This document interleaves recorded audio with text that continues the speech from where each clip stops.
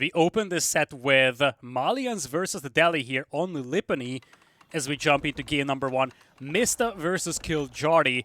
The loser is likely going to have limited chances, if any, to get into the playoffs here in Call to Arms. Last week, Mista said that he didn't feel very comfortable playing against B. He didn't have enough practice. He specifically said that he's going to be able to double the practice that he has had so far with an extra week available to prep for this weekend. It's going to be a fun one.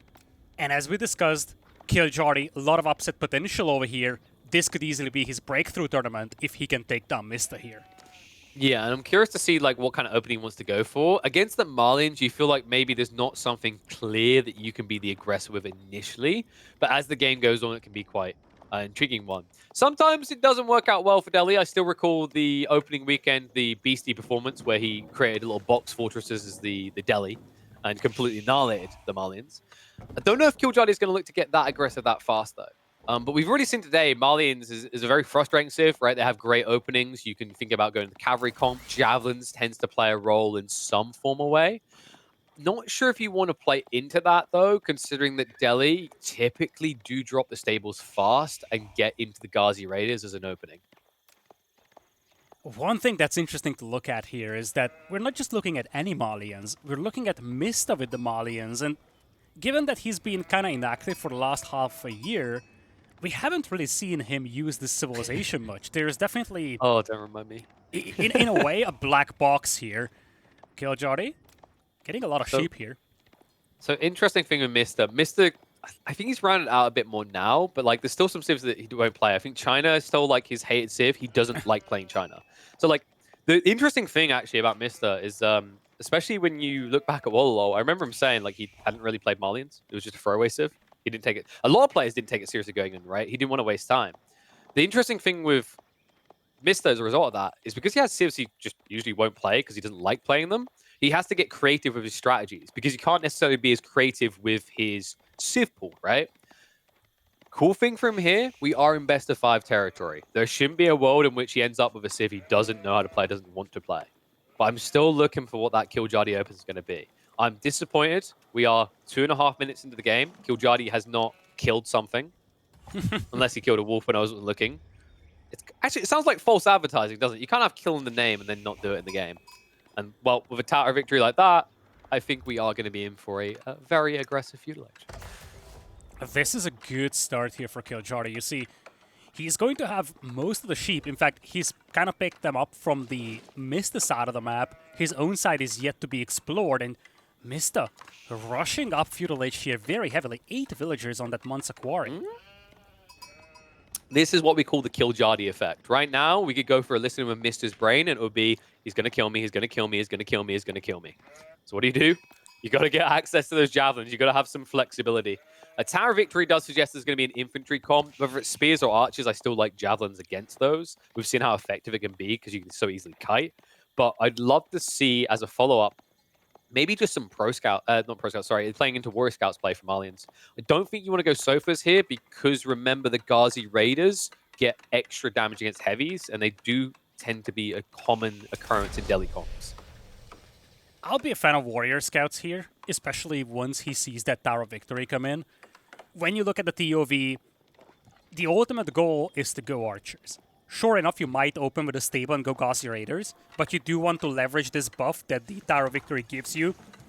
So you will be working towards Archers eventually. So I could see Mista going into the Warrior Scouts, maybe even try to go Pro Scouts, pick up some of the carcasses, or perhaps just try to hunt for those scholars that will inevitably be moving towards the sacred sites. And especially with Kiljardi having to pay full price for all of these scholars, it's a great opportunity for Mista to limit access to those sacred sites. All right, I'm curious. Do you think Kiljardi is going to build a blacksmith? Don't reveal it, don't reveal it. Do you think... Not immediately. No, hear me out. A blacksmith, LidaKor, is 2 military units. You could be attacking someone. A blacksmith doesn't attack someone. I'm calling it. Stables into archery range. But it helps attacking KP. Only when they're dead. So Rack's opening. Not bad, right? If you think you can be turtling, you've still got the throw of the spear, so you can kind of tickle at your opponents. And it is a right read because we, of course, saw the stables and it is going to be those Ghazi Raiders.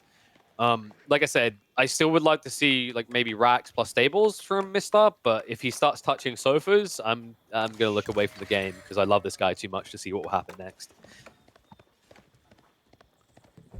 First Ghazi Raiders on the way. Mista is going to play a defensive game here. You see he already started stacking up the cattle inside his base. He's going Donsos.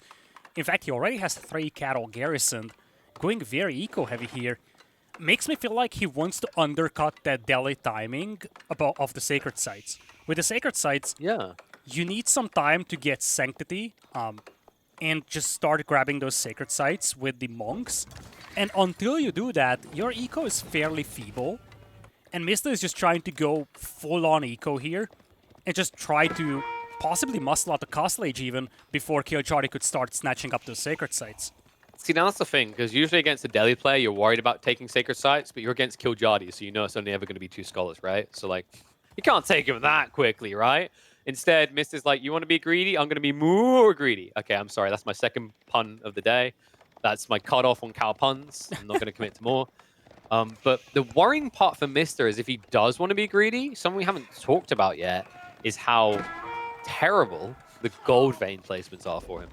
This is the only pit mine he has access to. He needs to win fights to get anything additional. Good pickup here by Kiljardi. First villager pick of the game going for him. And yeah, you're right. Those gold mines are atrociously exposed. On the other hand, we have seen that in a previous set. It doesn't necessarily cost you too much to just give up on that one extra pit mine and just play defensive at the beginning. And once you have that scary combination of javelin throwers and donsos, you can start moving towards the second pit mine. Ah, got it. You're saying Mista was watching Dumu's series earlier, and he's like, this looks like a good build. I quite like this one.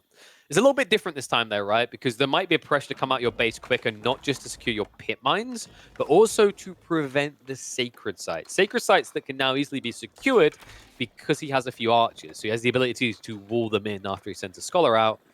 This would be a good time to start sending that scholar, and I'm hoping he is, as Sanctity has just completed. Yeah, first Javelin just now in for Mista, just in time to deal with those archers. And you see, now he's pushing this away. You've been joking about... the archers. Yeah. You've been joking about Mista checking out the Demu versus Wham series, but maybe it's real. Maybe he actually did look at that series and said, okay, this is actually a way to play Malians. And we've discussed that. Well, actually, let's not just go back to that matchup specifically. Let's also look at previous Malians as well, the LidaKor versus Marine Lord series, in which we saw how the English have to be the aggressors against Malian greed.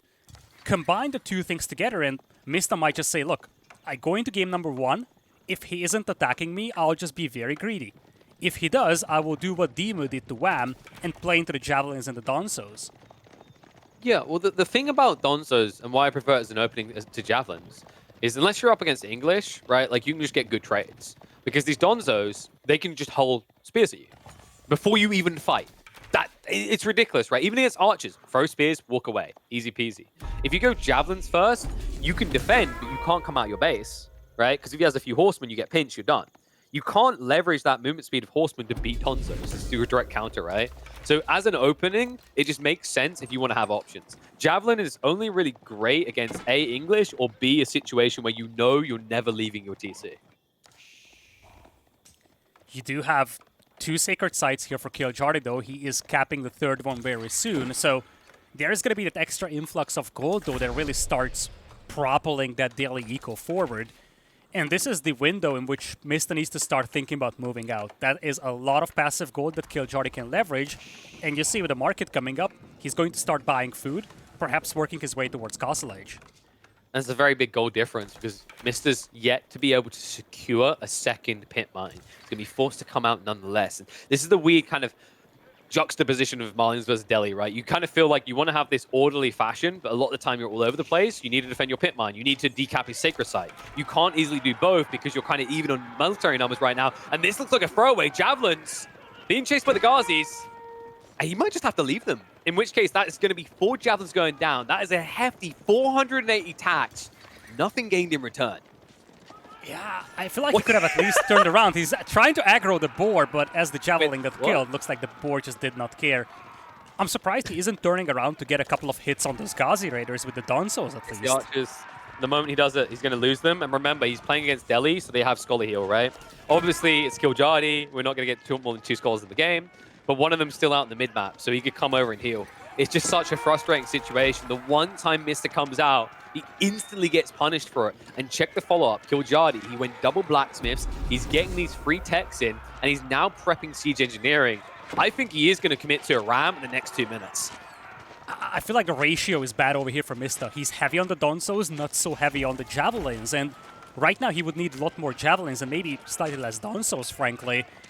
But because of that mismatch, and of course the 2-to-1 advantage for Kiljardi when it comes to the numbers, he's getting pushed back very heavily, and this is looking grim here for Mista. I don't know why you think he needs more Donzos. He looks pretty Donzo in this game to me. I mean, this is the complete annihilation of your economy. There's nothing to hold back against this. The villagers are finally going to be peeled back, but damage really already done. It's just a matter of time. Remember, behind this, the tick-tock was going the clock. It looks like he does actually get a decap on the southern sacred site, but it's still extra gold trickle, right? 300 in favor of the Delhi, and now an eco lead of 5. It's not just the 5 eco lead, it's about the fact that you have 20 villagers idled here for Mista. Sure enough, he's got a lot of cattle producing food, but you gotta ask the question, did he go too greedy here? Did he invest too much into that cattle and too little into the army? Because it kind of feels that way. Yeah, I mean, we see the cattle build up, but I've got to say, like, Mista, his first 3 ranches in the cattle was some of the fastest I've seen in a long time. And it's the fact that he didn't just do that, he then came out of his base. Like, keep in mind, this was decided by the rotation around the wood line. He chose to take the long way around, but you have to give credit to Kiljardi for his choice of timing. He committed into that fight after Mista was at the point of no return, which is why it was such a decisive fight for Kiljardi, and now looking like a completely decisive game. These villagers cannot gather wood. They're forced under the gold line. Soon they will be idled again. These archers should at least find a few for their trouble, and even if the army gets thrown away, well, whoop-de-doo, there's no advantage. Mista has no army to return fire with. Not at all. And behind this, sacred sites can once again be captured by Kiljardi. It is only 29 population for Mista, running for his lives with the villagers, but it's just too many casualties. Kiljardi is more than happy throwing this away because he's got a second wave coming. Rams are on the way.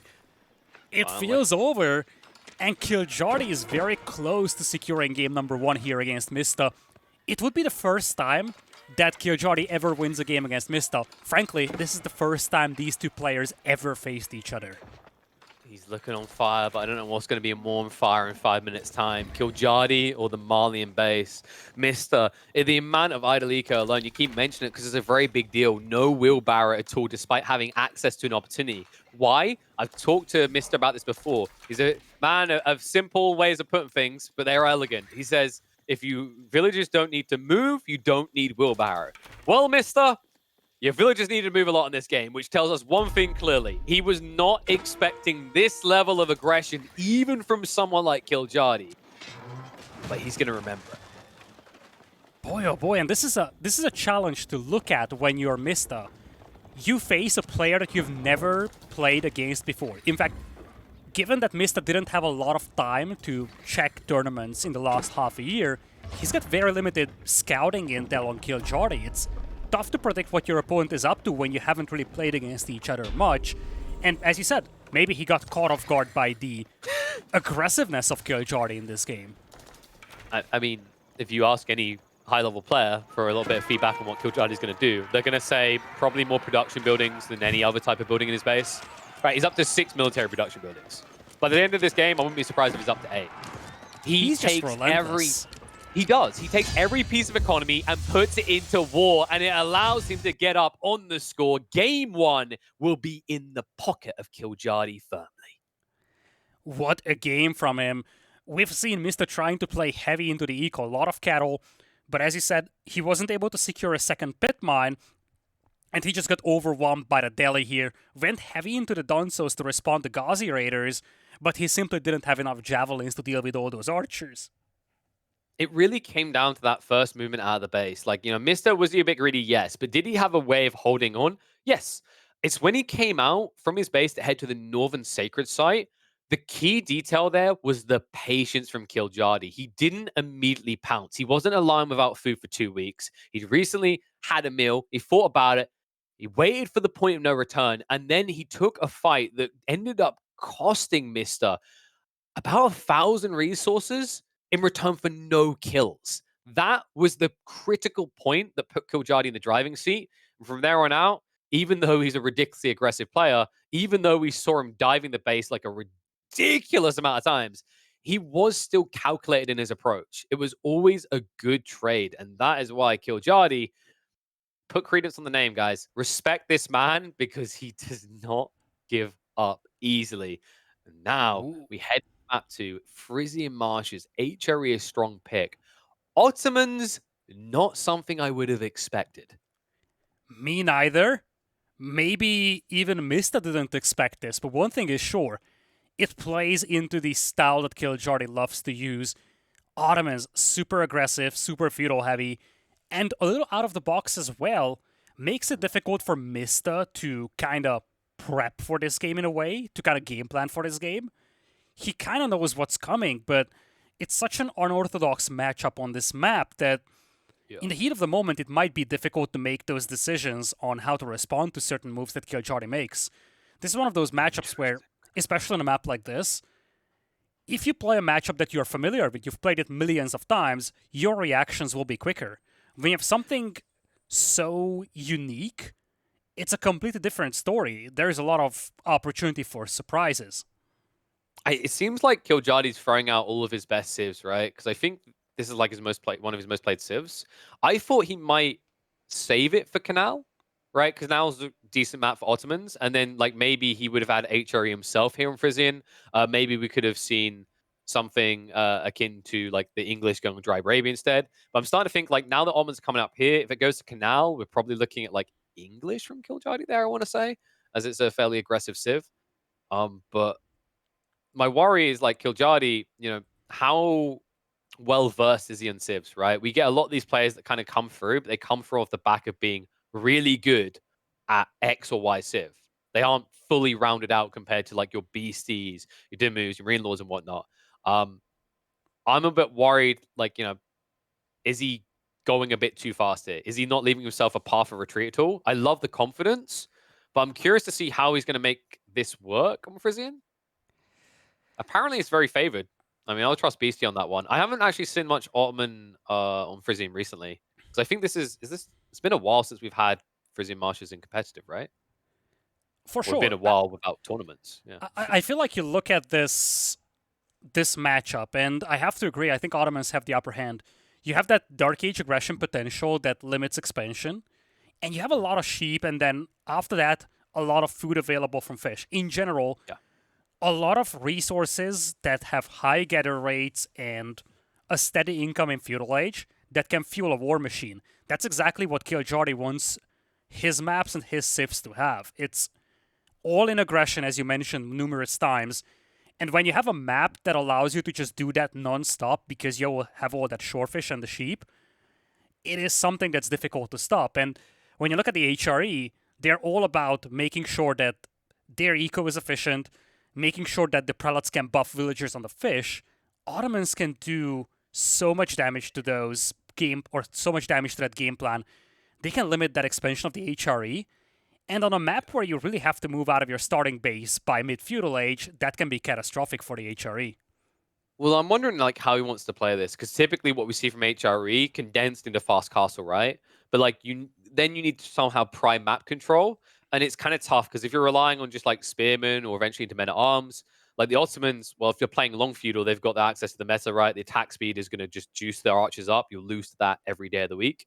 And let's say they both rushed castle age. You've then got crossbowmen, and all the while, even if it's just a long feudal with no access to crossbowmen, we are talking about easy free units being produced for the Ottomans. And while I always brag about how great the HRE's economy is with the extra 40% gathering speed, it's finite, right?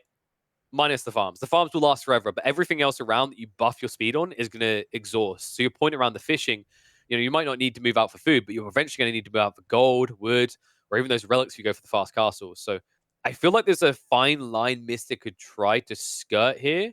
I'm expecting obvious aggression from Kiljardi, I really need to see the spawn, though. Like, if Mr. gets a back spawn gold, there's a world in which he can kind of snake his way up into castle and maybe a kind of fin opportunity here. But I don't think Kiljardi is going to make it that simple. I think a lot comes down to how the sheep distribution will look like here in Dark Age. If Mist is able to secure most of the sheep, that is definitely a huge advantage for him. I feel like he needs to find a way to buffer up that mid-feudal age period, and then perhaps get to Castle Age, and once he's there, I think he's going to be safe. A long game should favor Mista, but buffering up that mid-feudal age is going to be a challenge, and the initial moments of this game is going to be very crucial. Securing the sheep, seeing if there is a barracks opening from the Ottoman player or it's a military school opening, those little details, they have to all work perfectly for Mista. Otherwise, he could be in trouble. I'll see if those details add up in his favor. We move into map number 2. Do not be deceived. Mr. is trailing. Kiljardi saying, surprise mother duckers. Took an early lead with Delhi versus Malians. Now we hop in for Ottomans versus HRE. Kiljardi turning it into an all-green flag challenge. See if he can be all green when it comes to wins or losses.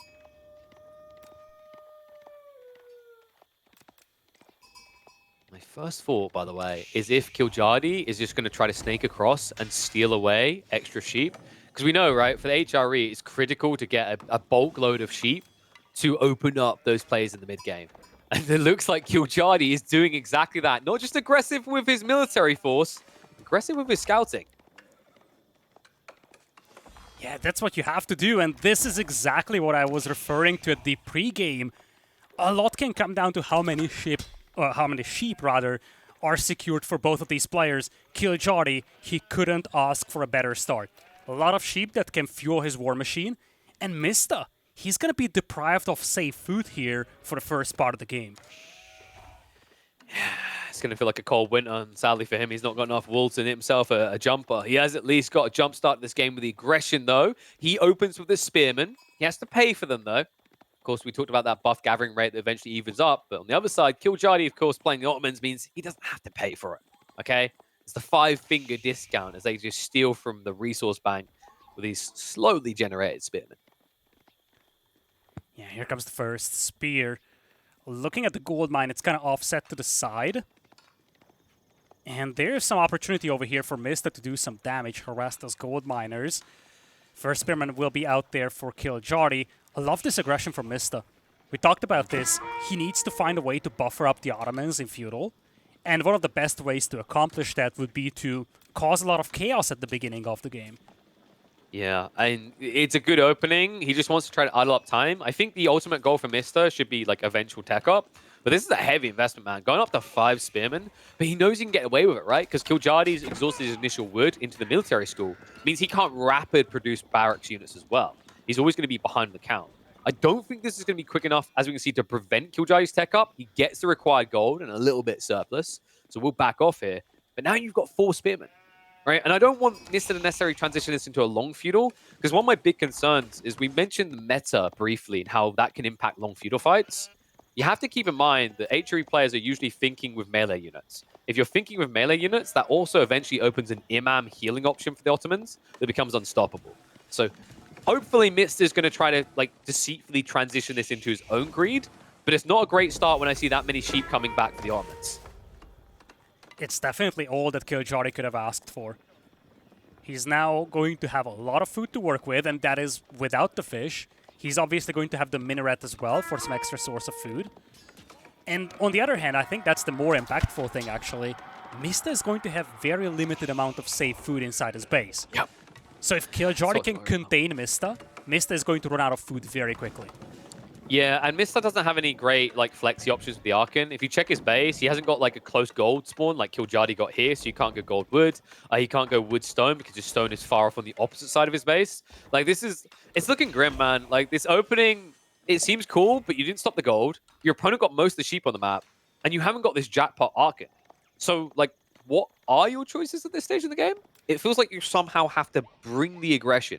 I never like saying that in the HRE Ottoman matchup when you're the HRE player. Oh my lord, that is one underwhelming Aachen Chapel there. It's going to be great for farming, but that's basically all. And when you look at Mista's position, limited sheep, disappointing Arkenchapel against a player that's known for his aggression with one of the best feudal age aggressive civilizations. You really have to ask the question, what's next for Mista here? I'm trying to look at the positives. I just don't see any. I feel what's next in the series, next in this game, not so much. It's very cloudy, no meatballs included. The scout even getting vital info on the layout of the base, like this spearman that we're hoping to kind of buffer that. I wonder if he was originally contemplating like a 2 TC HRE play. I'm glad he didn't do that. I think that would have just fallen flat. Like there's not even great big value TC placements here in this spawn. Like after he goes Arkan, you can't necessarily think about Horseman because there are already spears on the map. I think there's loads of options for Kiljardi though. But knowing him, anything that's greedy is removed from the table. Probably going to see like a standard. I wouldn't mind like double archery range opening. Maybe then just go into like the slow, kind of brutal approach. But considering the way that this Arkan's been placed and how quickly you'll move out of TC protection range, I also quite like Sapahi. No, it might be Castle Age. He's very heavy on the gold. Look at the gold miners. Oh god. And honestly, if Kiljardi does that, I love it. We've been talking for the last 10 minutes about how aggressive of a player he is, and that's his style. But every once in a while, when you change up your style suddenly, you can easily surprise your opponent. And when you have so much sheep available, when Mista is so deprived of food, it's difficult for Mista to quickly respond to this. You will still have some units out there because of the military schools. And if you get to Castle Age, you will have, of course, the armory as well to produce siege weapons. You unlock additional, military schools. Military schools, yeah. And Janissaries could be a thing. And let's not sleep on Janissaries. They could be a great response to most of the things that HRE can bring out. And let's talk about like why this is such a good play beyond like the obvious, right? Of like, you know, you get the counters to any MAA spam, whatnot. It's the fact that he can beat the HRE to Castle Age. Because Mista had to put that abhorrent Arkenchapel down, right? On the wood line. What did that tell Kiljardi? It told him there was no food booster. It's finally been fixed as Mista has shoved the deer in. Similarly, Kiljardi's doing the same thing on the other side to kind of negate that. And remember also, Kiljardi has got the buffed gathering rate on the Madrissa berries. So he's actually able to compete with Mista's timing. In fact, right now, you can see that they're matching. In fact, he's exceeding. The gold numbers are also going to be similar because Mista's gold isn't in range to be buffed either. I'm actually wondering if Kiljardi is doing a preemptive response to Mista's fast castle, or whether his game plan going into this game was to change up his style here. Because maybe he felt like, okay, I want to try and play this aggressive, but if Mista beats me to Castle Age, if he gets a couple of men-at-arms out, he might be able to hold out. So maybe that was the idea behind trying to just race to Castle. Looks like it's going to be pretty much identical Castle Age times, but numerous times have we discussed how much better Kiljardi's sustainability is going to be when you look at all that sheep that's available. Good news for Mista is that I think he survived the worst part of the game. It's also the free units, right? Like that's the other thing. You exhaust those sheep slower in terms of how you invest it into military. And like the crazy part is like the Kiljardi, he's overbet on gold, which is why, you know, you look on the other side, Mista, he was lacking the gold. This is better for Kiljardi because it means he has surplus to then splash into blacksmith upgrades immediately. You even saw Mista move more gold workers in to kind of recalibrate his economy, but that's rough because you don't even have wheelbarrow. And now, this could be even rougher. It's a Burgrave play. He's building up faster than Kiljardi is. I'd love to see Kiljardi pivot to the stone faster, get what you need for the third military school, because these Burgrave, Burgrave is initially going to struggle to dive the TC. If you can hold off and get 4 or 5 crossbowmen, which is very feasible with this build, Mista's Burgrave play starts to fall flat entirely. I am not a big fan of the Burgrave play here. You see, Spearmen are actually securing this relic over here for Kiljardi. He even has this scholar out there to heal. I love it. It's so effective. It's what we talked about, right? Part of the reason you don't want to get into a long melee engagement in the feudal age with the Ottomans is they bring out the imams, and you just saw the effect there. You couldn't even contest. Now, tech up. Love that. Kiljardi, he rushed more villagers across. He matches the timing of the HRE, and now he can look to yoink the first 2 relics. Mista, meanwhile, hasn't even moved out for 1 yet. What are we doing here, boys? Can we just choose a target? Choose a target. Veterans is in for Mista. He's actually going to win that fight out there, but I'm worried about this Burgrave play. As you said, crossbows being available for Kiljardi. By the time those man-at-arms arrive, it's easy to clean them up. And we've discussed this in the previous set. When you play Burgrave, you need a steady source of food, and that's not something that Mista has just yet. Nope. We'll at least get one relic home. The Sipahi scouts out the first one being absorbed up. Meta has also been queued up. So Kiljardi for the time being, it's just got Meta plus Sipahi queued. He did drop the stables as well. So showing an intent to play heavily into cavalry. Interesting choice. Makes sense when you've got access to knights like this. It's going to force Mista to think twice about the men-at-arms spam, instead going to spears. This benefits him, by the way, because remember, those spearmen are cheaper, and they're essentially countering what's coming. Kiljardi, like, I think he needs to scout Mista's base, because you can see everything he's doing suggests he thought it was going to be a men-at-arms spam.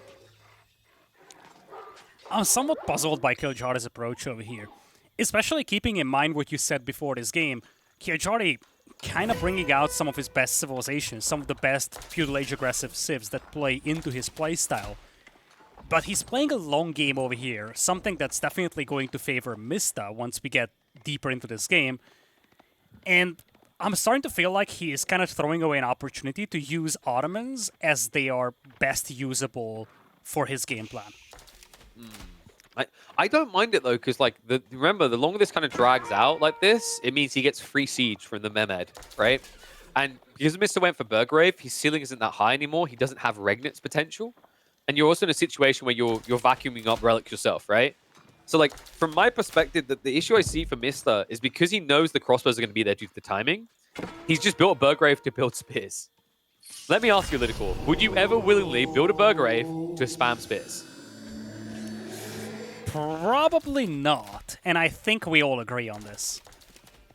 I'd be in a very interesting game. Maybe if we're doing some Bronze League action, I could see it. It's not really something you want to be forced to do. And you can't go Langsnecht either. Langsnecht could be cool, but you went Burgrave, so you don't have Regnit's gold.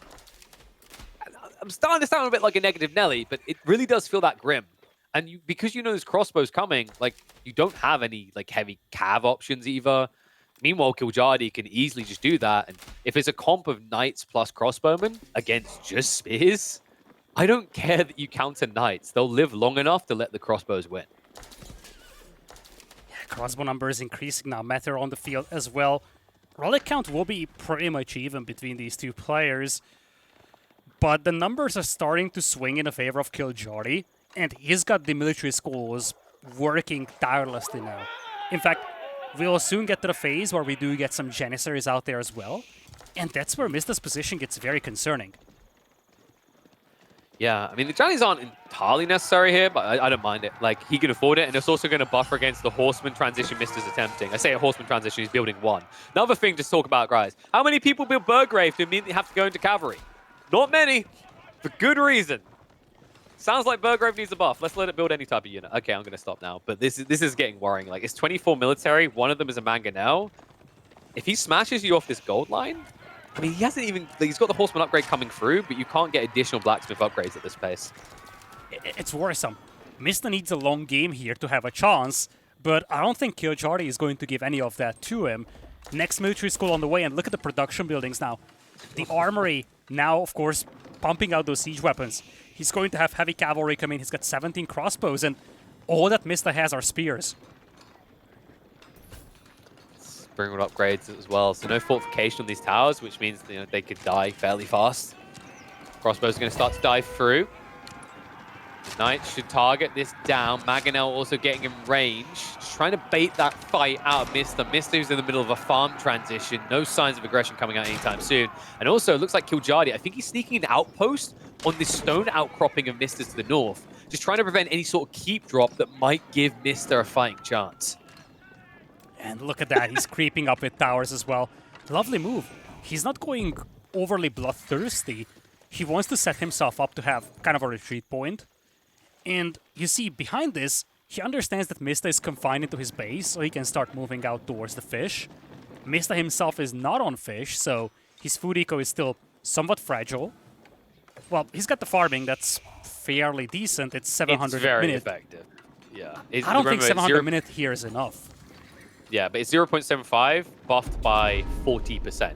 So actually, he's superior to fishing gathering rate because it's 1.05 compared to 1.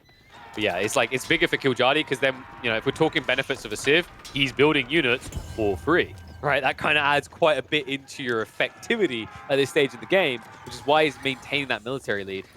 I do like that these horsemen are peeling off. Mister's only real solution right now is that Kiljardi isn't ready to kill yet, despite what his name might suggest.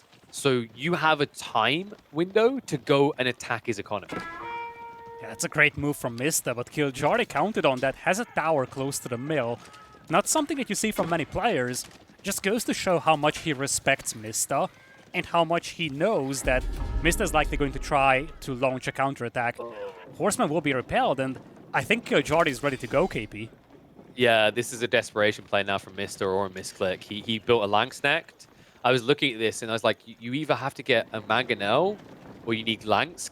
But this doesn't feel like a great position to build Langsk from. Like double Mangonel, targeting that clump anyway, it's going to bring your Langsk down to like half HP. And because Kiljardi's army is primarily ranged, he can just splinter off with a staggered formation and you don't get maximum cleave value. This is like a do or die fight, but no, Kiljardi positioning next to the choke point. Doesn't block it off. Horsemen will ride into their death. Mangoes, they need a good shot here. On the corner will be beautiful. Beautiful. Able to pull back, but now the backstab coming in. Kiljardi parks himself on the edge of the base. But is it going to be good enough? Lank's now moving in, getting inside the crossbow formation. Mangonels are going to be stabbed down. And Mista, can he repel? Sure, he can get the first wave, but look at the military pop. Kiljardi breaks free of this, and you are seeing more blue dead than orange. It's the Janissaries, right? Beautiful pinch by Mista, but the Janissaries get rid of the horsemen so quickly. In fact, I was wondering if Kiljardi left the Mangonels on the front intentionally to bait out the cavalry from Mista. We will never know, but as you said, Spearman just dying way too quickly. Maybe if he had a couple more Landsknechte in there to dish out punishment, this could have been different. But at the end of the day, you look at the destroyed value, Mista is leading by a little margin, but the numbers are looking so much better for Kiljardi. Just goes to show how oppressive these military schools become once you have quite a few of them working. Man, those Mangonels as well. Like, I mean, I don't think it was intentional necessary to leave them unguarded at the beginning, but it's just these gold veins. I've noticed this from players, just getting so much better at using natural resources to create choke points. And also the other issue is like Mister, because he sees that opportunity, it's almost like you bait yourself into going early. He only had like, what, 3, 4 Langsnecht at that stage? And Kiljardi was just quick to micro and target them down. Like, that's something that you can easily do with this many ranged units. And, I mean, if Mister can't get into Siege, I don't know how he gets back in. And my worry is he's spent so much of his gold already in Langsnecht. His gold vein has to be at like 1,000 left. Where do you get gold after this? Yeah, that's a problem, right? The Landsknecht, they are basically glass cannon. They get picked off so easily, and he doesn't really have the gold to burn anymore. He's got 400 a minute. That translates to 4 Landsknechte only. And it's got basically no backup gold behind this. He's got 2 relics working as well. Oh, it's looking grim now. He's once again outnumbered. It's like the sacred site's been captured as well, so he has to come out. But The how do you is get late. out? He's going to lose. Actually, he's going to have emergency repairs. He should be fine here, at least for the moment. He's not going to be fine. It's dead either way. Like, the amount of torch, the Rams, you just have to let it go, like your Elsa. But these towers, that's going to be the real stinger. You can E-repairs, but he can come back for it. It's 4 Rams right now, and you don't have a clean way of killing it. He's got 10 Landsknecht there. They have to carry this fight here. House is on fire as well. This could be big. This could pop block him. And he needs to reboot as quickly as possible. Like, that's the one way to cripple the Burgrave, just get rid of the housing entirely. Mangonel shots coming in into the choke points. It's just too much ranged. There's no wraparound opportunity. Mista is getting no breathing room whatsoever. Kiljardi is relentless. And that is without the matter buffing that army. Mista is gonna have to tap out. And 2 games so far, Kiljardi has taken down a Mista in a set that is so crucial for the survival of both of these players in Call to Arms.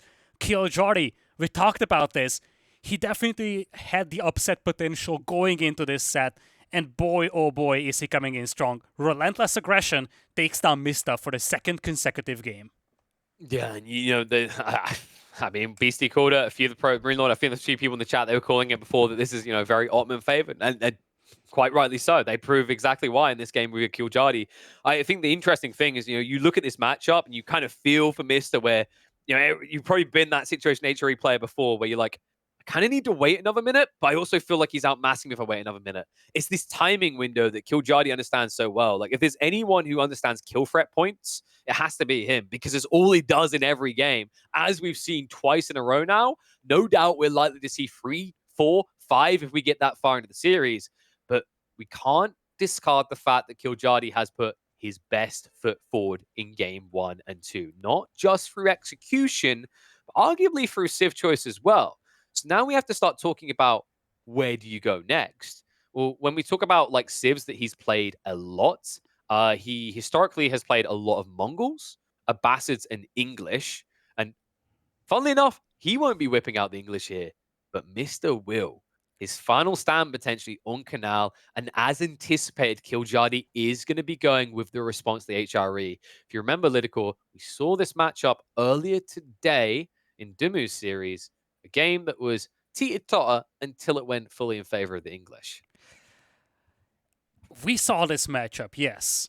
But that was a sloppy game on both sides, actually, from Wham and Demu. There were some very chaotic moments in there. So, as much as we've seen the English prevail over the HRE in this matchup, I don't think it's as clear cut.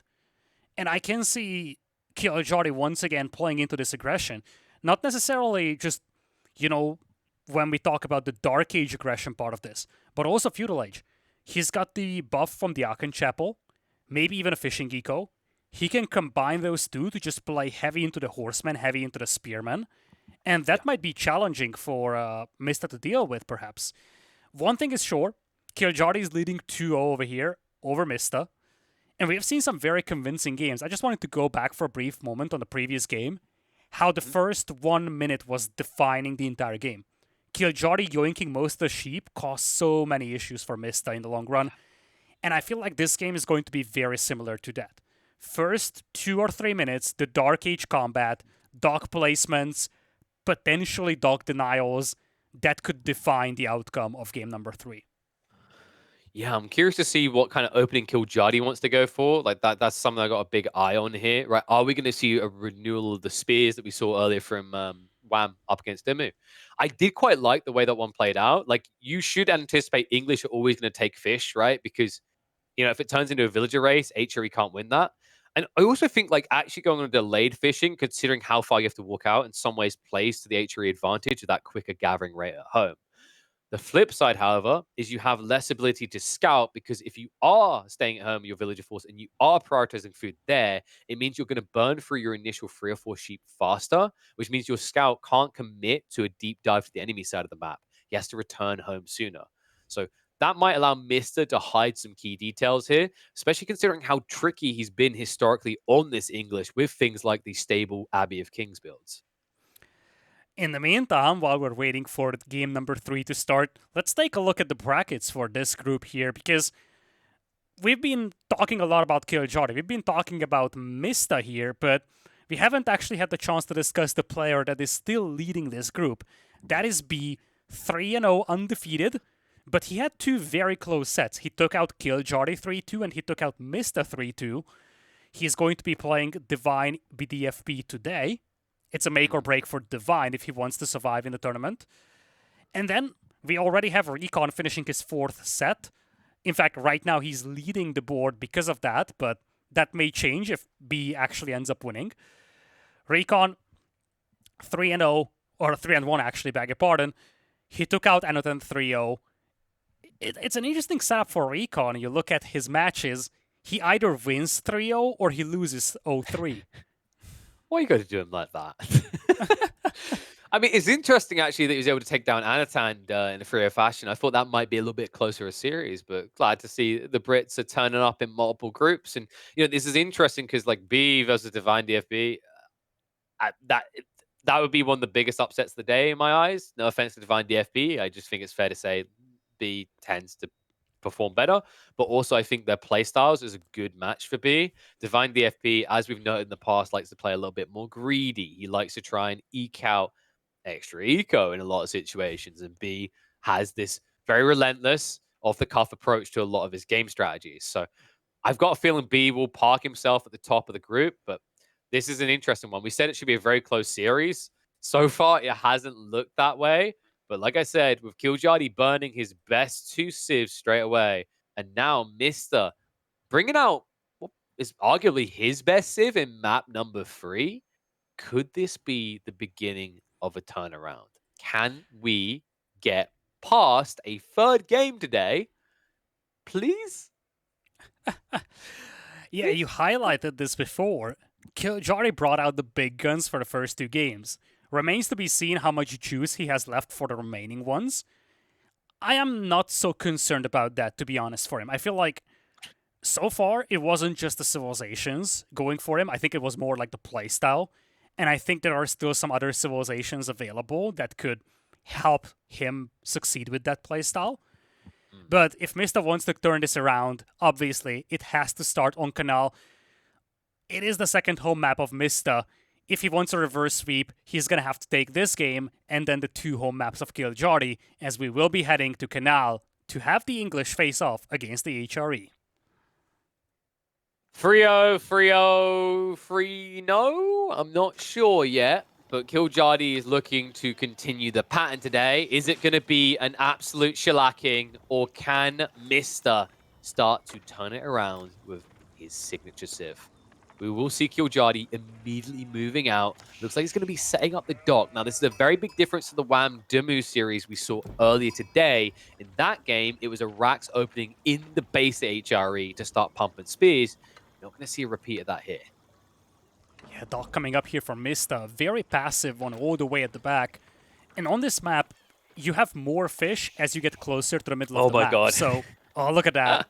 I wondered, like, so this used to be a more popular variety of the HRE opening, right? Like, you wouldn't see Rax at home, you'd see it mid-map and then dock afterwards.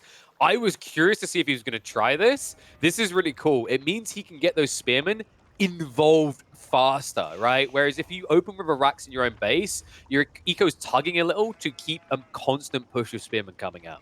I don't like this for Mista at all. It's going to be a lot easier for Kiljardi to pressure this because of that barracks placement. And you see, Mista's dock is so much at the back that you barely have any fish to work with nearby. There's like a single droplet and that's all. He's going to have to move upwards, or up the river, towards the middle to get access to fish. And Kiljardi will have a lot of presence there. I don't think this dock is very valuable. Wait, he's counted 3 times. No. Kiljardi, dude, take There's a crap a or wolf. get off the toilet. Come on. Oh my god. Don't tell me. Oh, okay, there's the wheel. I got scared for a moment. I didn't see that building being constructed. Fine. No, dude, like, honestly, like, flush your move on. That was way too much hesitation. He missed out on, like, an extra spear by doing that, because I think he was at least a few seconds in the first Rax. Yeah, I don't like that. I don't like that at all from Kiljardi. I don't think the extra 5 inches that he put that barracks more forward is going to justify losing out on that precious timing. Hey man, from what I hear, 5 inches is quite a lot, and well, it might be inches of difference here. Is Mr. doing what I think he's doing? He's darting right for the base. If he does this, he'll grab the 5 sheep that start in your base on Canal. That's huge. Oh, great move by Kiljardi. He built the house there. That should rally at least 1 or 2 of the sheep. But I don't know if it's going to be quick enough. No, oh, Mister's turning back. He isn't expecting the sheep to be there. Oh, no. Oh. Such an unlucky scouting by Mista, by the way. He's missing out on the sheep, but he also didn't see the barracks. The second placement that Kiljardi had was close to the river. He cancelled it. Mista is just now going to find the placement of the barracks.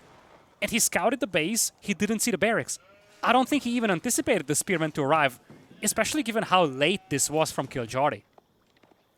That is so rough as well. Like, you know, it seems nitpicky because we've got fishing, right? But, like, yes, fishing, but what happens when you get pushed off? You need a backup plan, right? Kiljardi was already looking pretty bulked on that backup plan, but now it might be Mista who's bulking and kind of cringing a little at this outcome. He is going to go for the counter haul, as would be expected here. I didn't expect that to be a King's plays because you need Lombos just in case you lose water, right? Because we've seen in the earlier series, they can take out ships without taking returning fire. And your opponent has already pushed spears, so why not get the counter?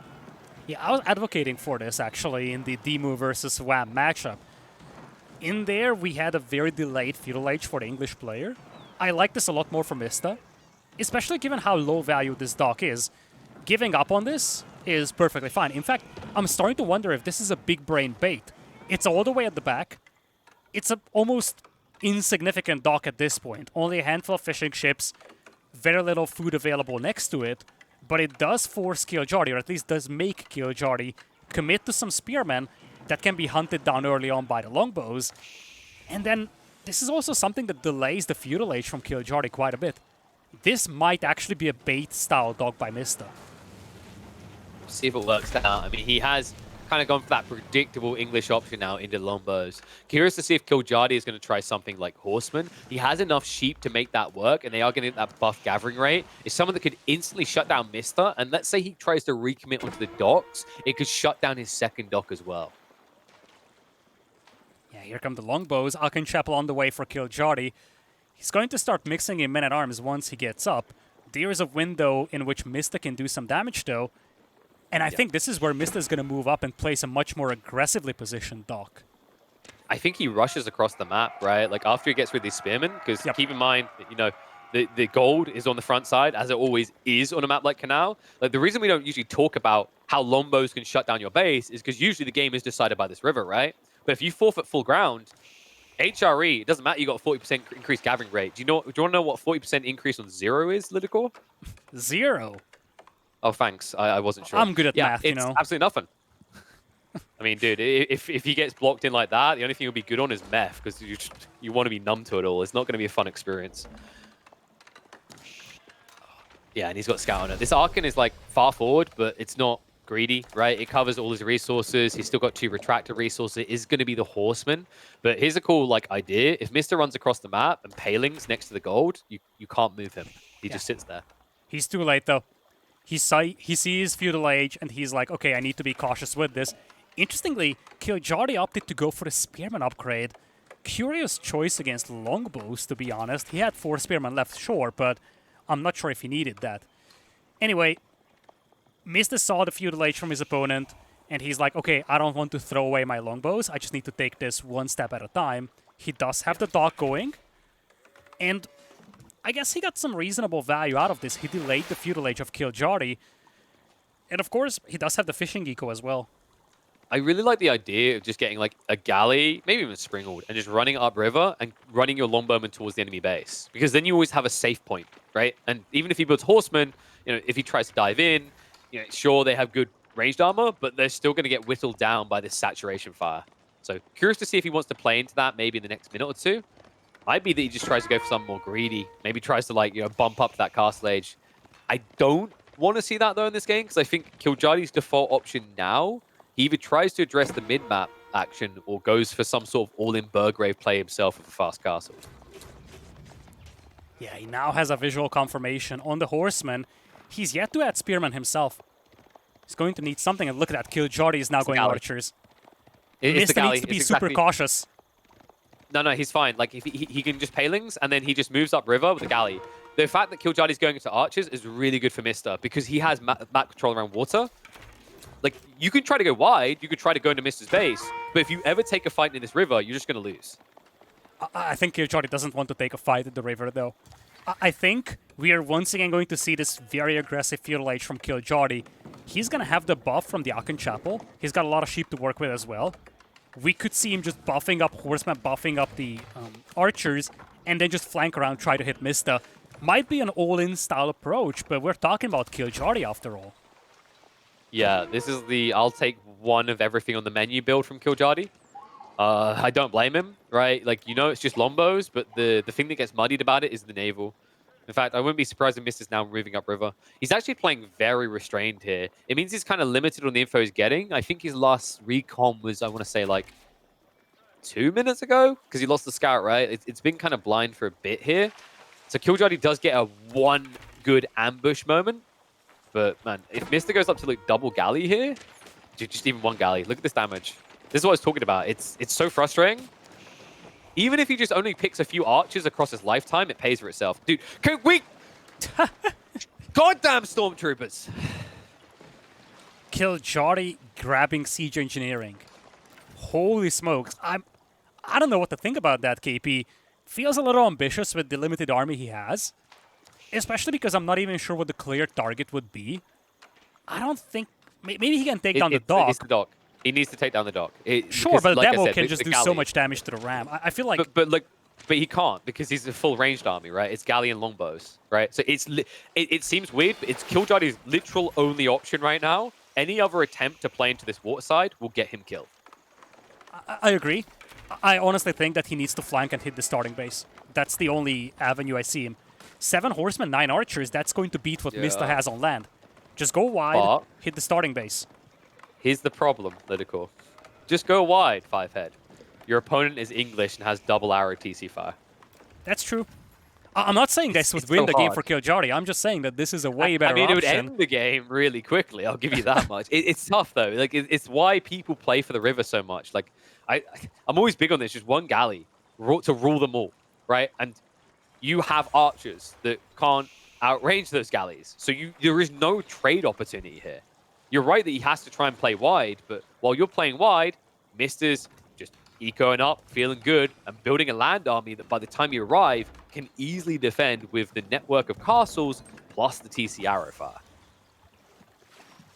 Yeah, I guess here for Kiljardi, it's a matter of taking as many villagers as he can before his army is cleaned up by the TC fire and the longbows.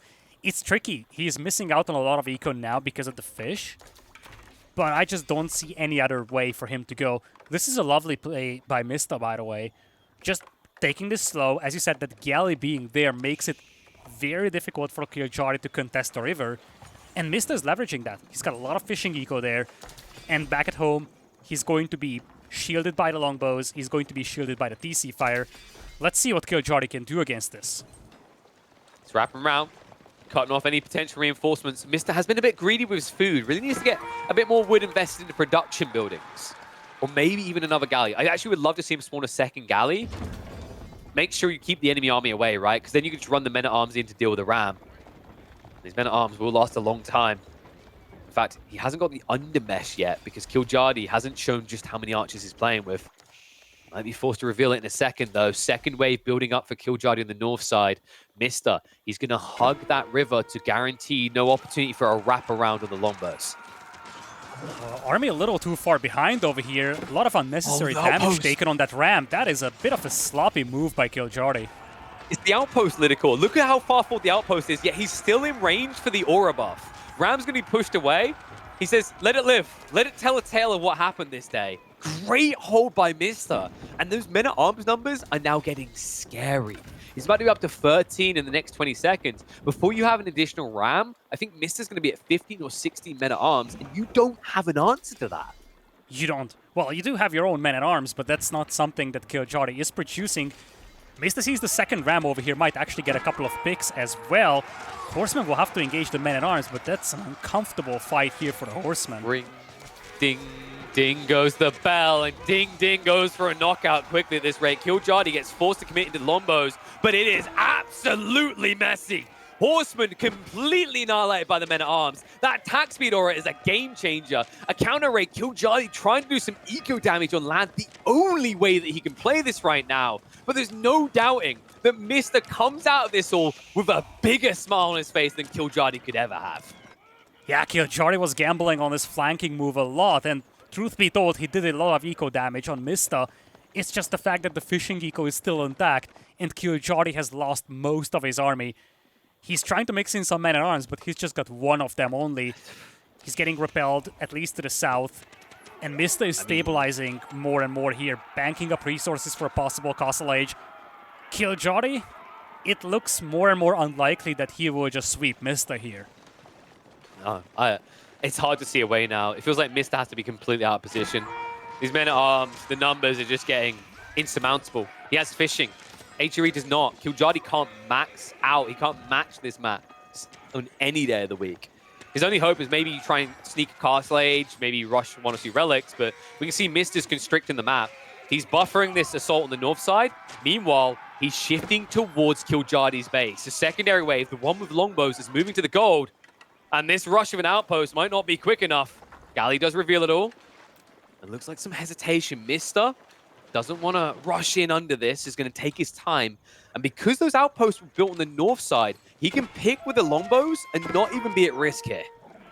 Such a lovely move by Mista. He's going to be able to start shutting down those farms, and when you already have an eco lead of 7, when you're on the way to Castle Age with the King's Palace, and you're also shutting down the And opponent's you're on the eco, farms.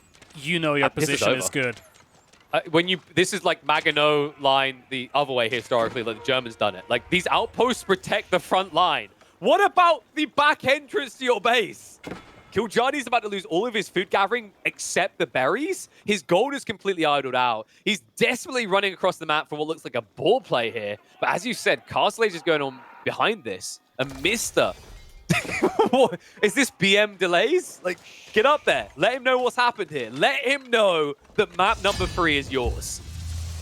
Indeed it is. Mista is not done yet. In a critical set for survival in Call to Arms, Mista comes in with the English, plays a very clean game, takes out Kiljardi in game number 3, and lives to see another day, as we will take this set into game number 4. Oh, man. Great play by Mista there. Really kind of calculated, showed great restraint and didn't rush towards a conclusion. It was mentioned the idea of this dot being a bait, and it was done the right way, right? He gets initial fishing ships, he gets some value out of it, the dot gets burnt down, but because you invest in spears, you have no way of getting rid of the fishing boats. He balances it perfectly to get up ahead in tech, well ahead of the HRE, which is, a bragging right. It doesn't happen that often. And from there, it just feels like he's kind of in cruise mode here. Someone we did highlight going into this is the feeling that Kiljardi put his best feet forward in the first 2 games.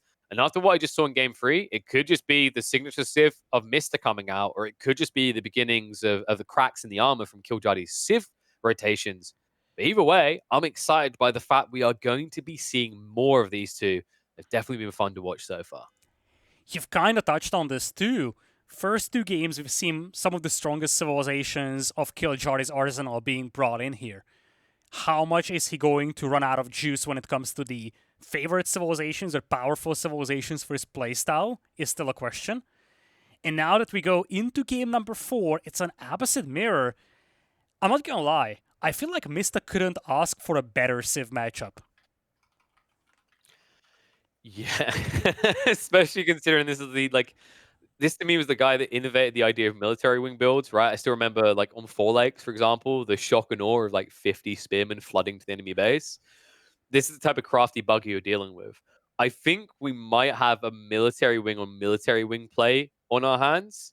Then again, we have seen in the Lenok Marine Lord series how you can kind of buffer off the threat of military wing and then force the opponent to play your game from behind.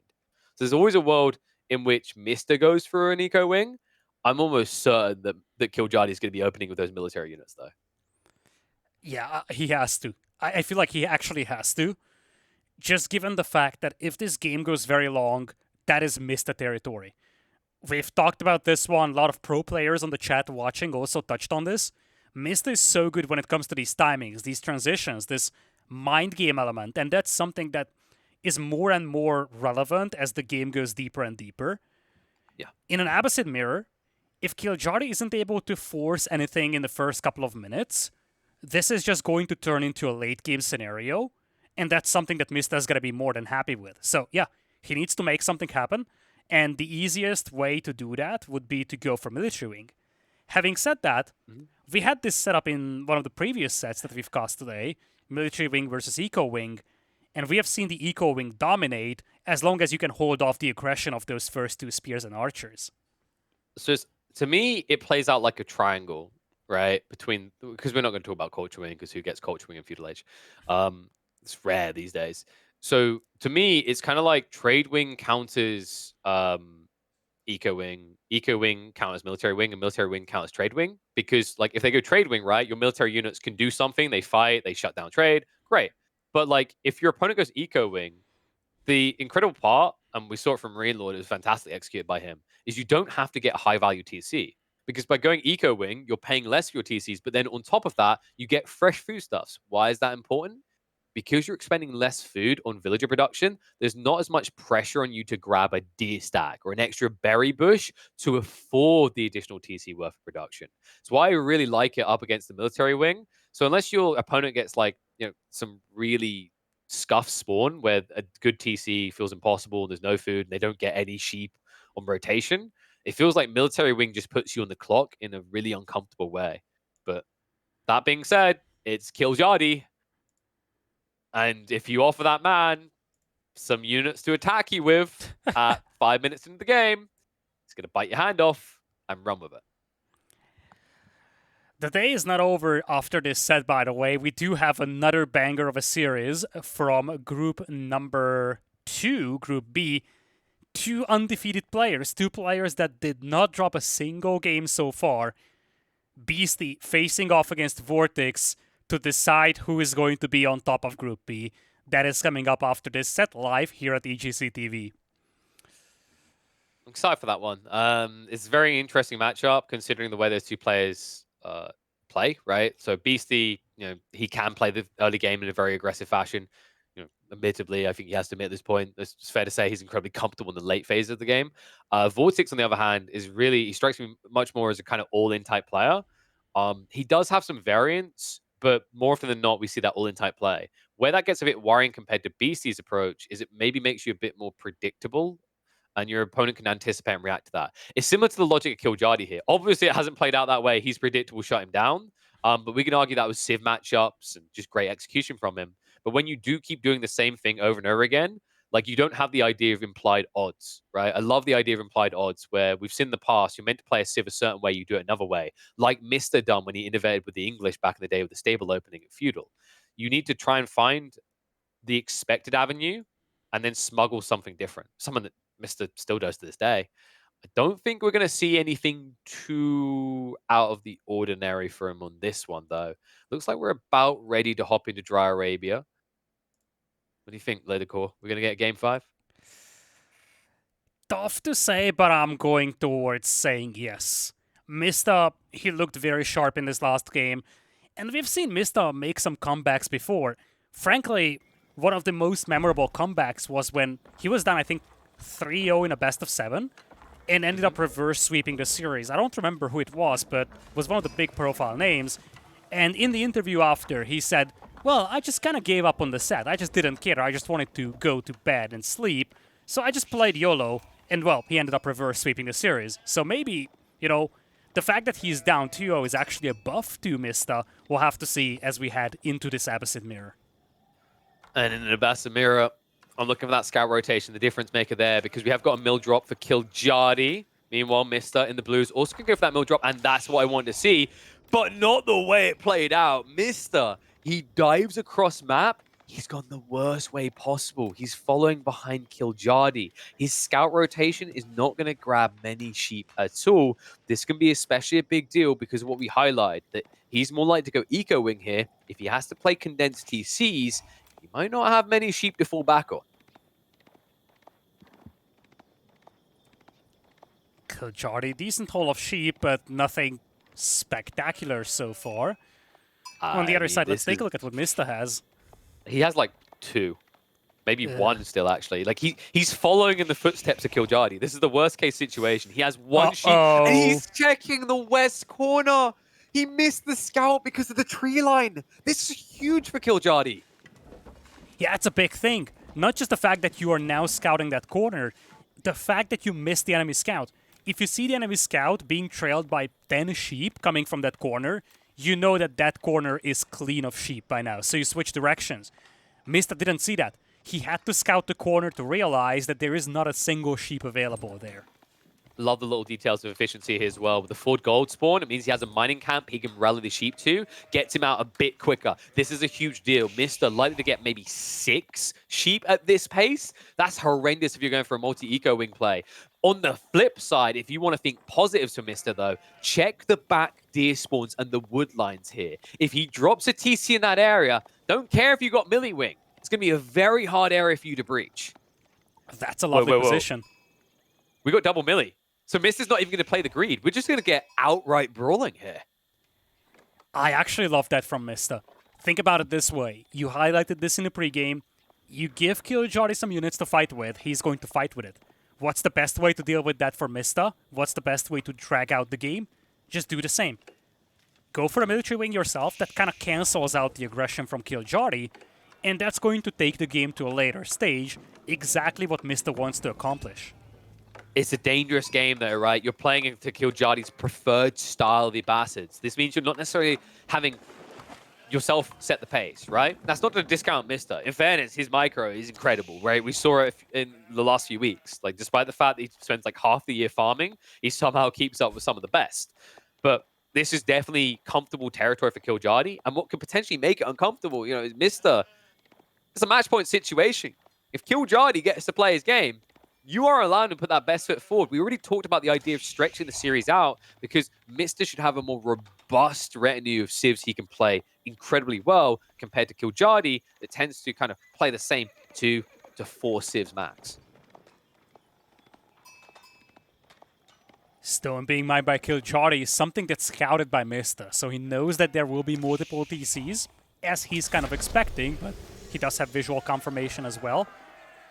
It's an exposed position for those minerals out there on the front for Kiljardi, both the gold and the stone close to each other. But we do have to highlight how, as much as Mista has that safe haven to the north with plentiful resources available, we kind of have something similar in the southern corner for Kiljardi. A lot of hunt, a lot of gold available, a little bit more difficult to protect, but still a fancy spot for a second town center. It's not just the protection though, LidaKor. He also doesn't have the same level of value, right? Like if you drop a TC on these deer, you're not next to a wood line as well. You haven't got those natural defenses you already highlighted. Like Mister definitely has the better spawn for a second TC. True. I wouldn't 100%. be surprised if Kiljardi just sits himself there to block it, because it's the most logical place on the map that Mister wants to drop a town center.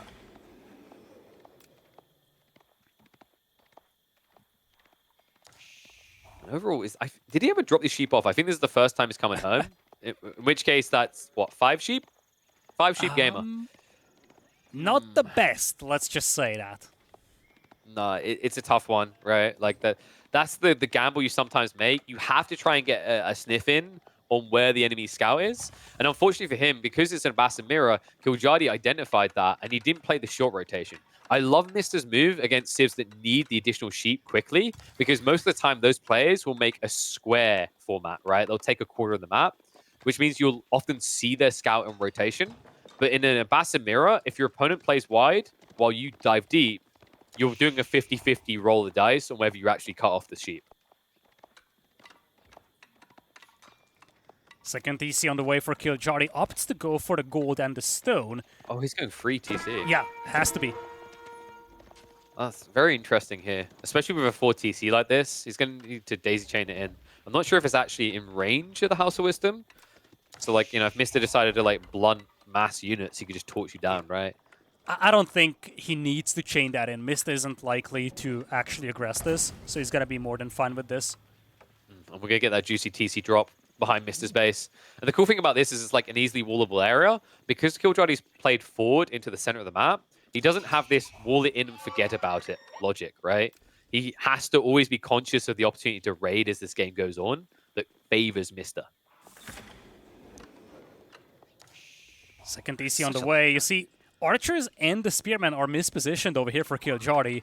He probably could have had an opportunity to harass this, but his army isn't here, and it's just going to be a complete waste of these infantry units at this point. Yeah, he's at least pushing away the scouts. This is a great little play, just kind of like strip the maximum value there. But keep in mind, Kiljardi is well ahead. Because he dropped his TC next to his gold vein and his stone outcropping, he immediately starts reaping the benefits of additional villages. Whereas Mister ran those villages up north without wheelbarrow. So lost a lot of efficiency there in terms of placement. Yep. Interesting to see how Kiljardi isn't mining stone for a third TC right now. But he also didn't place his expansion TC on food. And normally you do place it on food and wood sometimes. Ideally both, actually. But especially with the Abbasids, that's even more important. Anything that you make in Feudal Age is just going to be food and wood heavy. And even in the long run, you want to go for food and wood heavy units like archers, horsemen, Gulam even. So it's a bit of a surprise to me that Kiljardi went with the second TC on the gold and stone. I would have expected him to just continue mining stone to that TC and then drop a third one on the food. He opted not to go for that. There's 2 reasons you can do this. So the first one is you're going fast castle. The other is that you're trying to out-tech your opponent, right? So if you think you're both going to be 2 TCs, one cool idea of this gold vein TC is you can start queuing up all the gathering rate techs ahead of your opponent, right? You'll get your extra food gathering, wood gathering. That's another edge you have in a mirror. That can be a big deal. Problem he's going to have in this game I don't think it's going to go long enough for him to reap that benefit. Because check what Mr. is doing here. He sees Kiljardi's hard commitment to Horseman. The reaction is to fast castle. He gets an outpost up on the gold. There's no blocker here. The second TC is too tanky for this army to dive. Kiljardi's about to be in a world of pain. This timing from Mr. is strong. It is strong and powerful. Kiljardi, he's got his forces at the back of Mista's base, but no villager to be found. And you see, all this horsemen having been invested into, they have yet to actually get a return value, whereas Mista is just like, well, I am off to Castle Age, folks. Yeah, and it's going to be Culture Wing. So he's looking to Rapido that timing, right? Get up and immediately upgrade whatever you want. You can even try and come in and delay on Blacksmith upgrades. Would allow him to potentially assault that second TC fast. Speaking of assaults, Kiljardi, let's make attempt in here. Just a few spearmen in the area. We'll have to back away. Gets caught trying to build up the racks. It looks like one of the villagers is going to get pinched here. That second TC is dangerous, by the way. There's too many villagers up there, so there isn't enough room to garrison them all to get away. 5 horsemen shouldn't be enough to do serious damage if they're under TC fire, though. So it probably feels quite comfortable in this area. It's tricky. You don't want to commit your horsemen under a TC, but Kiljardi might feel like, oh shoot, especially once he sees the Castle Age from Mista. He might just say, look, I'm willing to sacrifice these units just to get a couple of villager picks. It's a mirror matchup, so even a handful of villagers picked is good value on either side. Looks like the difference going into Castle Age will be about 30 seconds, which is as good as it gets for Kiljardi, given that he still has these horsemen to harass the enemy with. The tech discount is really a cool idea here as well, because you went military wing. So like the edge that they were looking for over each other is especially just upgrading boot camp, composite bows, these type of things. Weird idle time there by Mista. The split of the village is going to come through, but prices are being paid here. I mean, it's 2 villagers sniped already. Kiljardi was quicker with his TC placement, so he's already ahead there as well. And the idle time is also going to add up to sting those upgrade timings with Mista's edge into Castle Age. Oh my lord, that's annoying for Mista. A lot of idle time, 3 villagers picked as well. Kiljardi ended up sacrificing everything that he had, but look at the resource banks between the two players. Kiljardi is going to hit Castle Age with a plentiful amount of resources available, and he is looking to make a sharp switch into Lancers, plus of course some archers, maybe some crossbows. Whereas on Mista's side, I'm actually unsure how many production buildings he has. He was setting up secondary racks. I think he's got like 1 racks, 1 stable as it currently stands. He's going to be going for the heavily armored comp. Some of the Kiljardi doesn't have a counter to. Right? He had, like, if you think about what he's probably aiming for here, you mentioned yourself, like Lancers, Gulams himself, so it doesn't look like he's aiming to go into crossbowmen. But maybe we'll see him add in a few extra archery ranges. He's got a lot of food and gold to spend, so, you know, I don't know, man. I feel like, is he going to get baited into some sort of camel comp? He's got so much food to spend, but it just feels like he hasn't got enough buildings. So crossbow's going to be added in.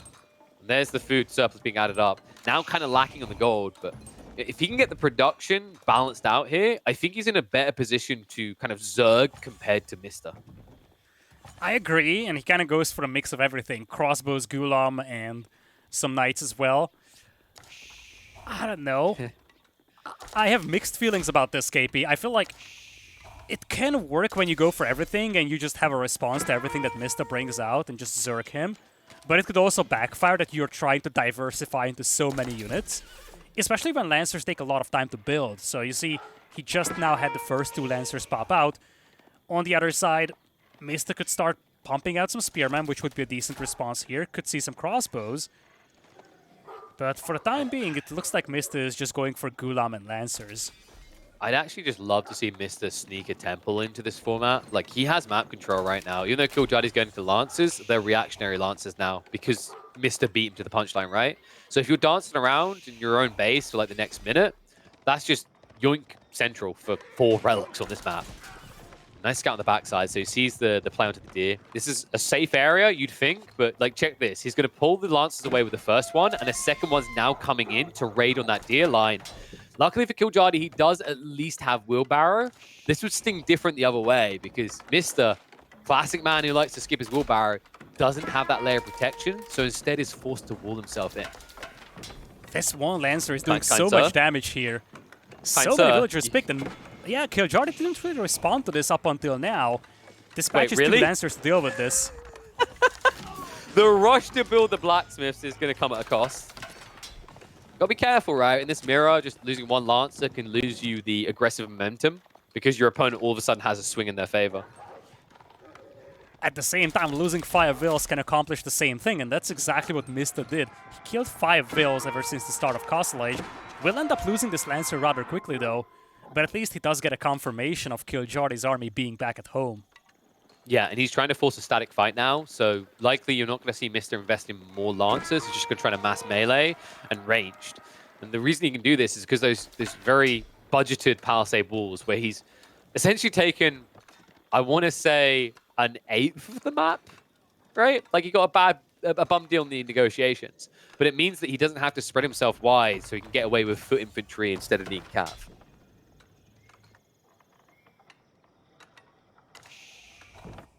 A slow creep up from both sides over here. You see Mista is getting some walls going. Same thing from Kiljardi. Kiljardi also kind of securing those pocket ecos with a couple of towers. And it looks like the game has slowed down on both sides. Kind of just getting into these little skirmishes, trying to chip away with a little damage here and there, but looks like both players are now setting up for a long game. Yeah, and you can see that Kiljardi's like, well, I've invested in these Lancers. I need to get some value, right? But like these walls are going to deny that entirely. Just park a few spearmen. There's no easy entrance at that point. And Mr. is adding in additional spears to address that. He's also going to upgrade the archers. I really like this. You're too far behind to match the crossbow count. So why not play into composite bows instead and annihilate them? Not to mention the spearman mass that Kiljardi has become somewhat reliant on. Yeah, a couple of spears held back over here, doing a lot of damage to these knights. Looks like the knights will stand and fight. That's actually a pricey loss over there. A single Lancer is killed for the price of 3 spearmen. But Mista is going to converge back on this location. You don't want to lose 3 Lancers over here if you're Kiljardi.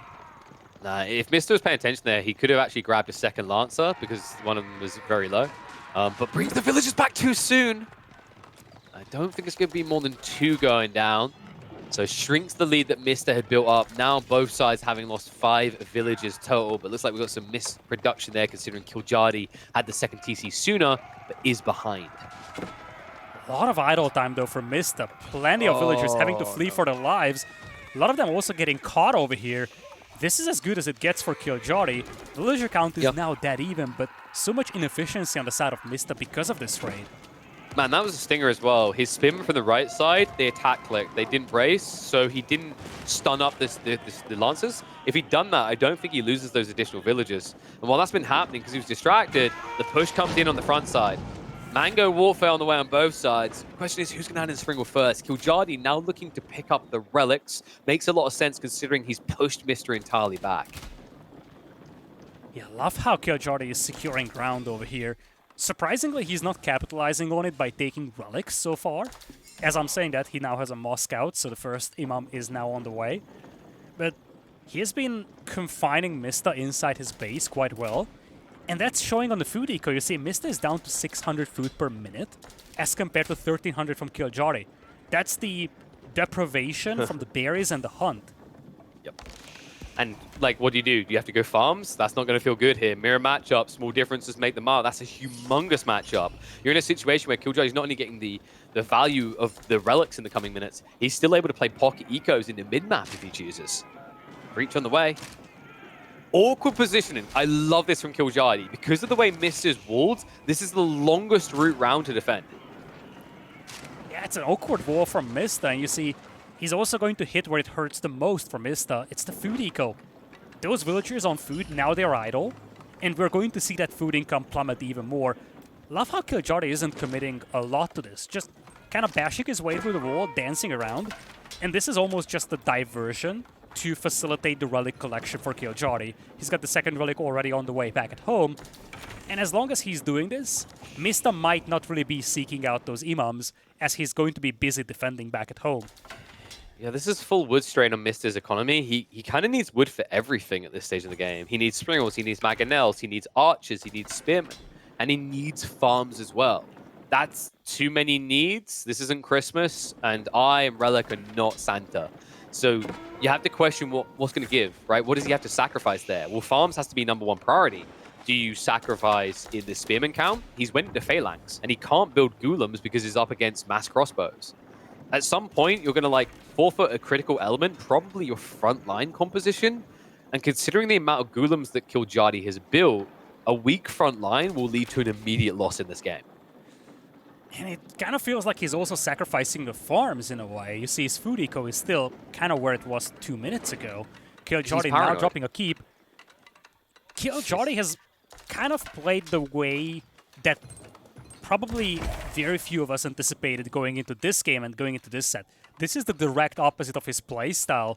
He usually is known for his all-out aggression, but this game, it's very slow, very methodical, and just slowly building up that snowball, slowly capitalizing on these little advantages that he was able to grab. I think sometimes aggression, like, it gets the wrong idea. Like, you know, aggression, you say that and you think you've killed something. Sometimes just killing the idea of something is good enough. Jesus, I sound like I'm going to do a monologue from a movie. But, like, by going for the melee wing opening, like, you start to make Mista think about the game differently. He can't take this greedy TC. He can't move in this area. It's why you've seen this can't approach from the way that he's taken the map. And Kiljardi, where does he get his value in aggression? By aggressively expanding across the map, playing pocket economies that are unguarded, only having to put one wall up, hoovering up the relics. He's definitely played aggressive. It's just been in a more delayed fashion to the make ape noises and send everything in with an A click that we're used to seeing from him, as we've seen earlier in this series. Yeah, numbers are still that even. You see 175 against 180 population. Neck and neck on the villager count, neck and neck on the army count. But Kiljardi, off the back of the berries that he managed to get, off the back of those relics, he's going to beat Mista to Imperial Age by a mile. And this isn't even weak. Like, if you look at his military mass, it's not a crap army, right? It's a lot of Golems and a lot of crossbows. That's a premium army at this stage of the game. It's problematic because between that and the keep, Mista doesn't have a daddy... This is going to put you over his knee, right? Like, he doesn't have any kind of like, okay, you messed up, let me now punish you for that. Like, where would you go? Around the keep? You've got a static army. You do not move quickly here. I love how Kiljardi is doing this when he already has the keep. He knows fully well that Mista will try to counterattack the moment he sees Imperial Age. But when you have a keep in the way, it's going to slow it down so much. And Mista is just now realizing how confined he is inside his base. Kiljardi now going for the sacred sites. He's 45 seconds away from Imperial. And when he gets there, so many options will open up for Kiljardi. This is getting very problematic for Mista, and I think that's an understatement, actually. Like, what do you do from this position? You need an out, you need it fast. Going Rams isn't going to get you out fast. You kind of needed, like, 2 trebs by now, but he hasn't even built a Siege Workshop, right? So even if you now try to transition that, you're 2 minutes away from what you need. Meanwhile, on the front side, guess what? Kiljardi's about to get tech up. He's got Siege Workshop positioned on the forward keep. That's going to get him the Culverin. Your anti-siege has been completely countered. And you don't have a comp that can dive to deal with that because you haven't got horsemen. This was like close to the end. Mista's going to be forced to take a really bad engagement. If this Stonewall goes up, he has no good options whatsoever. I'm starting to feel more and more that Kiljardi won't attack in this game. He might just Stonewall all 3 sacred sites and say, okay, Mista, come at me. Mista, realizing Imperial Age from the opponent, will try to get his own in, but that itself is going to cost him 2 precious minutes here. Ram's going to go down. The siege plan has failed. Mista back to the drawing board, and it's going to be Eco Wing. That's a long time for an Abbasid player to have Imp Age advantage in a mirror. It's not just the 130 static, it's the fact that you also have to grab the upgrades. So when Mista gets to Imperial, there's going to be a solid 30 to 40 second window for Kiljardi to punish that before the upgrades come in for Mista. I mean, he can start posturing. Like, he's got the Culverin. There's no way Mista can fight him now. Mista, by the way, even when he techs up, I don't think he has a Siege Workshop still, so he still has no way of getting Culverins. Like, this could be a critical fight. And, you know, you haven't got much to retreat behind, right? Because the way you played this game, you've played it at the edge of the map already. So if you don't want to fight, where do you run?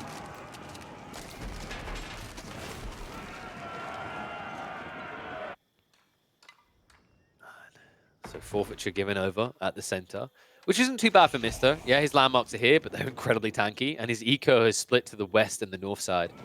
Sacred Site timer is ticking down, but like we're a long way out. My worry is these stone walls will go up before Mista's able to move out for a decap, which means the only way he's ever going to prevent that Sacred Site timer is by taking a direct fight first. He cannot do that. He's now facing a full Imperial army. Corvarin rolling up as well. Mangonels needs some monstrous shot here for Mista. Well, the monstrosity itself gets shot there. And now the Corvarin able to move out of range, laughing at the Screamers as it retreats. Mangonel not really doing anything efficient here, but doesn't matter. The engagement is favoring Kiljardi. He has the elite tech upgrades on both the Golems and the crossbows, and Mista is getting annihilated in this fight. He has to stand, he has to hold. Tech Up is going to kick through, but behind this, Kiljardi is prepping wave after wave. Oh my lord, this might be it for Mista in Call to Arms. The first time that these two guys meet, and Kiljardi is looking super powerful.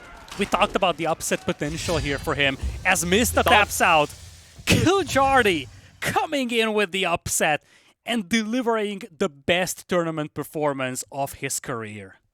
He's got Kiljardi in the name. It's only appropriate he kills you in the game. What a play out of him. A different approach as well. Not an all-in at 15 minutes like we're used to. Kiljardi proving he's more than a one-trick pony. He's an unstoppable stallion. Mista will go out 3-1. And as you highlight, due to the way the Swiss format's working and how it's gone so far, that feels like that should be curtains closed for Mista.